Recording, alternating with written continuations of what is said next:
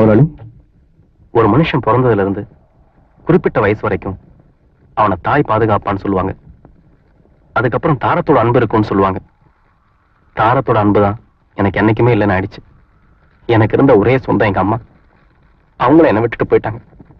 இப்ப நான் அனாதை ஆயிட்டேன் முதலாளி. நான் இருக்கும்போது நீ அனாதை இல்லடா. ரொம்ப நாளா லண்டன்ல இருந்து என் பையன் வருவான் அடிக்கடி சொல்லிக்கிட்டு இருப்பனே, அப்படி ஒரு சொந்தமே எனக்கு கிடையாது. ஆமாடா, என் சொத்துக்கு பாதுகாப்புக்காக நான் அப்படி சொன்னேன். நீ ஒரு பொய்ய சொல்லி பொண்டாட்டிய தேடிக்கிட்ட, நான் ஒரு பொய்ய சொல்லி ஒரு மகனை தேடிக்கிட்டேன். எனக்கு உனக்கு அதுதான் வித்தியாசம். நான் இருக்கும்போது நீ அனாதையே இல்ல. வாடா வா.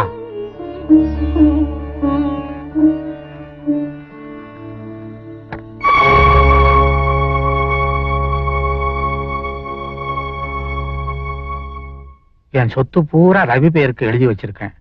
என்னால அதுதான் செய்ய முடிஞ்சது. உங்க 2 பேருக்கு நான் கல்யாணம் பண்ணி வச்சதே நீங்க நல்லபடியா வாழ்றதுக்கு தான்.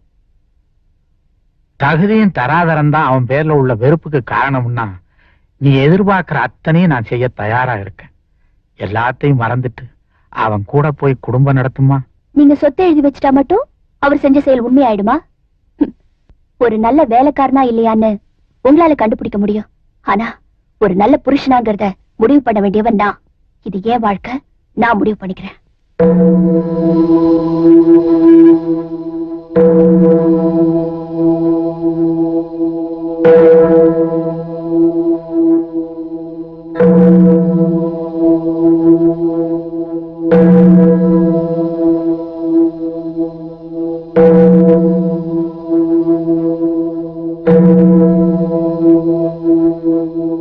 அப்பா, இத்தனை நாளும் வீதியில நின்னு தகராறு பண்ணுவேன். இன்னைக்கு வீட்டுக்கு வந்து என்ன அடிச்சு இழுத்துட்டு போறான்னா, எனக்கும் அந்த ஆளுக்கு உறவு இருக்கின்ற ஒரே காரணம் தானே. அந்த உறவே வேண்டாம், எனக்கு டைவர்ஸ் வாங்கி கொடுங்க. இத பாருடி, இந்த கல்யாணம் நீயா விரும்பி ஏத்துக்கிட்ட ஒண்ணு, நாங்க நடத்தி வச்சது இல்ல. ஆமா, விருப்பப்பட்டேன், கட்டி வச்சுங்க. இப்ப விருப்பம் இல்ல தெரிஞ்சதுக்கு அப்புறம் ஏன் டைவர்ஸ் வாங்கி கொடுக்க கூடாது? எனக்கு கல்யாணம் பண்ணி வைங்கன்னு சொல்ற பொண்ணத்தாமா நான் பாத்திருக்கேன். அப்பா கிட்டயே டைவர்ஸ் கேட்கிற முதல் பொண்ணு நீதாமா. உங்களால முடிஞ்சா டைவர்ஸ் வாங்கி கொடுங்க, இல்லனா வேற லாயரை வச்சு என்னால வாங்கிக்க முடியும். தாராளமா வாங்கிக்க. புருஷன் வீட்டுல சண்டை போட்டுட்டு வந்துட்டா பெத்தவங்க வச்சு காப்பாத்துவாங்கிற தைரியத்துல தாண்டி ஒவ்வொரு பொண்ணும் பொட்டிய தூக்கிட்டு பிறந்த வீட்டுக்கு வந்துடுறா.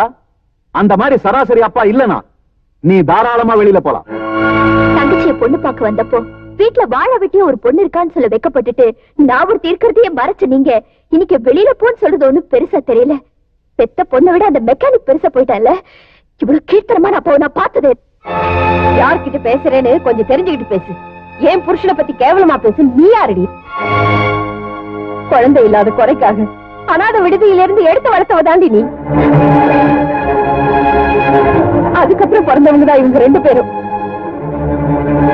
இவங்க மேல வச்ச பாசத்தை விட உன் மேல வச்சிருந்த பாசம் தாண்டி அதிகம். அவரை பார்த்தா கீழ்த்தரமான வந்து பேசுன. நான் கீழ்த்தரமானவன் தான். மாப்பிளைய பத்தி பேச உனக்கு எந்த விதமான யோக்கியதையும் கிடையாது. அவர் நினைச்சிருந்தாருன்னா இந்த கல்யாணத்தை அன்னைக்கே நிறுத்தி இருக்க முடியும்.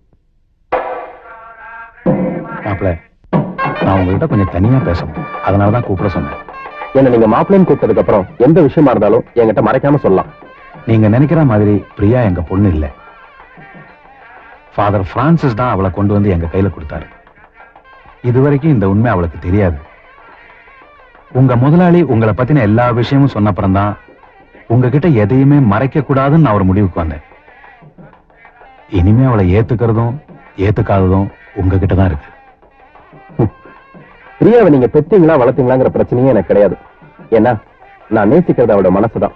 இனிமே எந்த சூழ்நிலையிலும் அவதான் எனக்கு பொண்டாட்டி. அவ அனாதைங்கிற உண்மை என் மூலமா தெரியாது. ஆனா நீங்களும் அதை காப்பாற்றணும். உன்னை ஆசைப்பட்ட ஒரே காரணத்துக்காக உன்னை தொட்டு தாலி கட்டினவரையே நீ தூக்கி எறிஞ்சிட்ட. உன்னை தோல் மேல தூக்கி வளர்த்தவங்களையே நீ தூக்கி எறிஞ்சிட்ட. இந்த மாதிரி பொண்ணு இருக்கிறத விட வெளியில போறதே மேல். கட்டினவன் தான் ஏமாத்திட்டான்னு நினைச்ச. பெத்தவங்களும் ஏமாத்திட்டாங்க, வளர்த்த நீங்களும் ஏமாத்திட்டீங்க. இனிமே என் வாழ்க்கையை நானே முடிவு பண்ணிக்கிறேன்.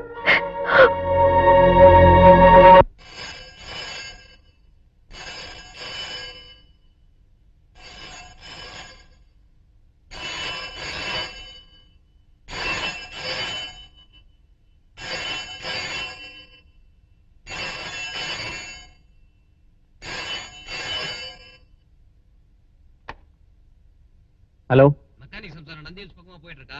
நம்ம ஆளுங்க அவளை ஃபாலோ பண்ணி போயிட்டு இருக்காங்க முதலாளி. அவ எங்க போனாலும் அவளை தீர்த்து கட்ட வேண்டியது உங்க பொறுப்பு.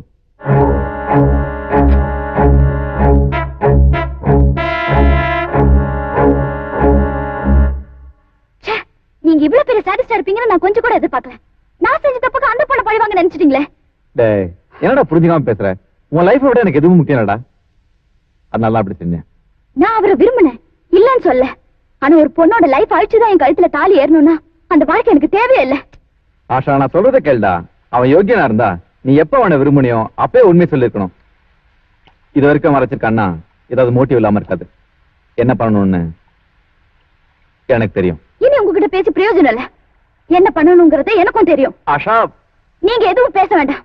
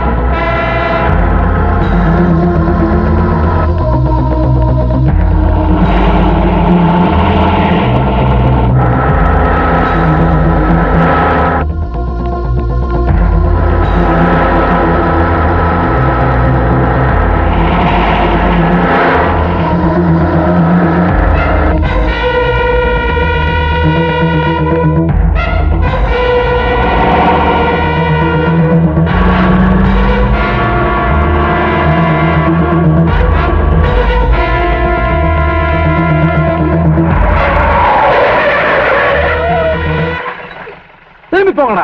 ஐயா, நீங்க தான். நான் தான் கொலை பண்ண சொன்னேன். இப்ப நான் வேணாங்கிறேன். போங்கடா.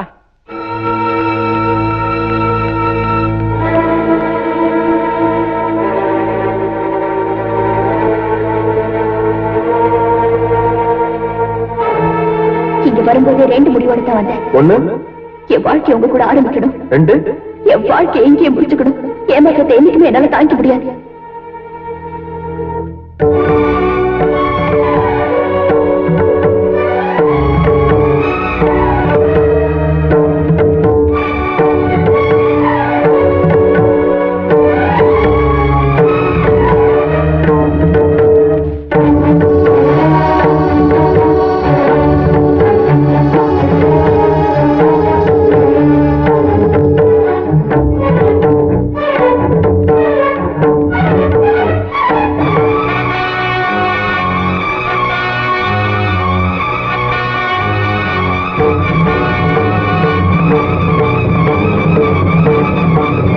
அநாத விடுதியிலிருந்து எடுத்து வளர்த்தவதான் நீ.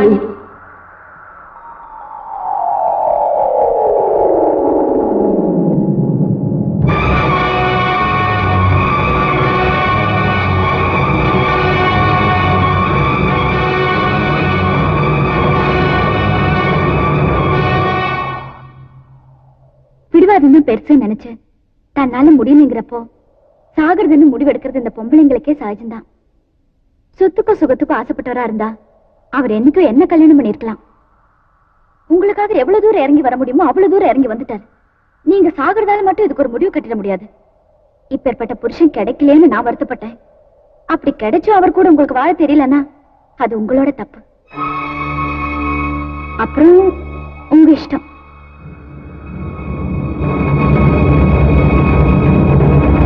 உன் கண் கலங்கினா என் மனசு தாங்க மாட்டேங்குது. இவ்வளவு நாளா உனக்காக என் மனசு கலங்குதே, அது மட்டும் ஏன் உனக்கு புரிய மாட்டேங்குது? இது கல்யாணத்துக்கு முன்னாடியே சொல்ல வேண்டிய விஷயம். எங்க அம்மா ஒண்ணும் சாகல. இது ஒன்னே ஒண்ணு மட்டும் சொல்லிடுறேன். உன்னை கல்யாணம் பண்றதுக்காக நான் நடந்துகிட்ட முறைகள் வேணா தப்பா இருக்கலாம். ஆனா நான் உன் மேல வச்சிருக்க அஃபெக்ஷன் மட்டும் பொய் இல்லை. என்னை பொறுத்த வரைக்கும் அவன் செஞ்ச ஒரே தப்பு உன் பேர்ல ஆசைப்பட்டது. அதுக்கு இவ்வளவு பெரிய தண்டனை அம்மா?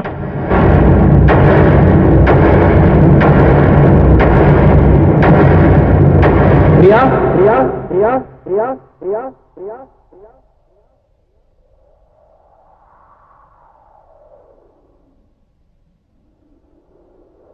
இனிமேல உன் பிடிவாதத்தை என்னால மாத்த முடியாது.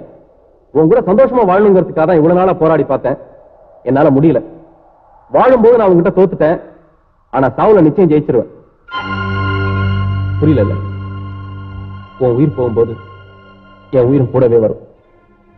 நாம செத்து போனதுக்கு அப்புறம் யாரோ புருஷன் முன்னாடி செத்து போயிட்டாங்கன்னு தான் சொல்லுவாங்க. அப்போது உனக்கு நான் புருஷங்கிற சொந்தம் என் ஆத்மாவுக்கு சந்தோஷத்தை கொடுக்கும்.